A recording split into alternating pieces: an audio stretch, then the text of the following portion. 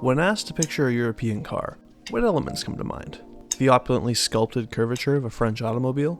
Perhaps the vibrant and aggressive angles of Italian carbon fiber? Maybe the iconography and meticulous craftsmanship of German machinery? What about the heritage and distinction of a British motor car? All these answers are close, but no cigar, sadly.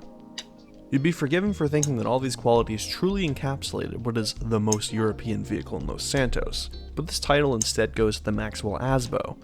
Yes, you heard right. The cheap British-American parts bin clapped-out hatchback that holds virtually zero regional influence.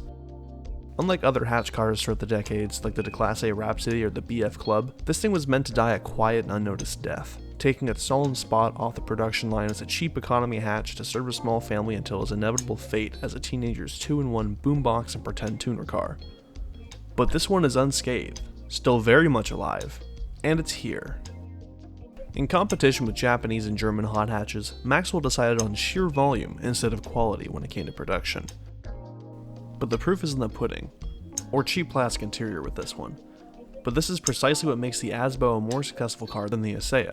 First of all, it's appropriate, with its unusually ornate inline 4. I mean, wow, look at the cold air intake and filter.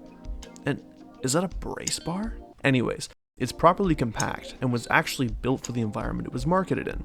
A European car in a European market, that ironically is now here, in a market it wasn't designed for. I'd be a hypocrite if I didn't tell you the obvious flaws of this compact. For one, the Asbo suffers from a budget so cheap Maxwell couldn't even afford to manufacture it in China. The interior and exterior spare every expense they possibly could.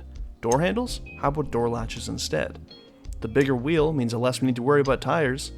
And be glad this thing even came with a radio, before you attempt to cut the trunk space and install subwoofers, which cost more money and handiwork than the Asbo has ever known. With that being said, the gauge cluster and overall interior are fairly decent for what they are. You have your essentials: gas, oil, speed, that thing that goes up and down when you speed through school zones.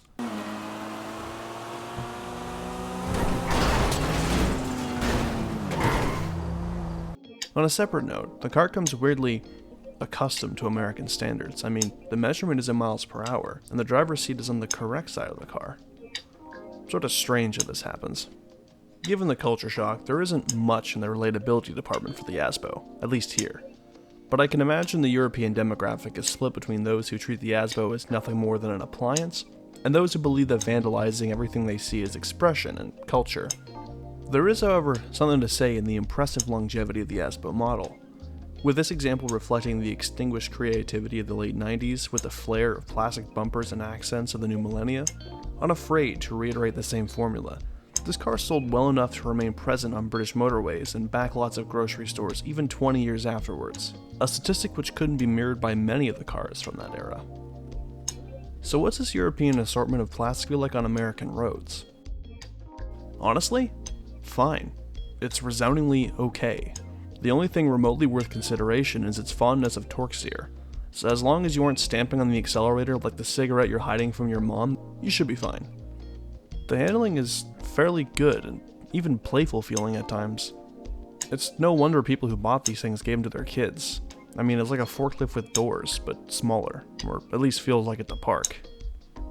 The car has a decent trunk space to it, and the power is shockingly reasonable. It's not pretty, and it's only reliable because there's a million other Asbos worth of parts floating around. And it also sounds like a car you want to avoid in traffic, given its demographic. But that's about it. In some ways like the Asea, you get what you pay for, and this may not be any sort of Ocelot or Enos, but it doesn't have to be. This is a car for the people, and they're strangely antisocial teenagers. Maxwell found their market, and has been gradually improving with their competition ever since. These are like up and atom cars, with a British accent and a weird obsession with Eurobeat. Good for what they are, but a lifestyle on these alone is unhealthy. Petrol.